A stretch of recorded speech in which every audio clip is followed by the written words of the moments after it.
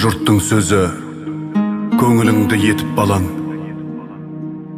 сен одан да ұрышы жекіп маған.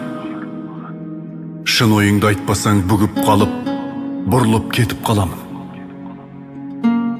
Бақытымның баратын жолы төте, мекен жайым басқадан ала бөтен. Қалайсың ба? Мен сені адалдықтың ауылына алып кетем. Ол жақта жоқ сен айтқан ақмақтар. Екеумізге арналған бақыт ақ бар. Қабырғасы үйінің тастан емес, жап-жасыл жапырақтар. Біз боламыз сезімге шалықтаған, жүрек мұңын тыңдаудан жалықпаған.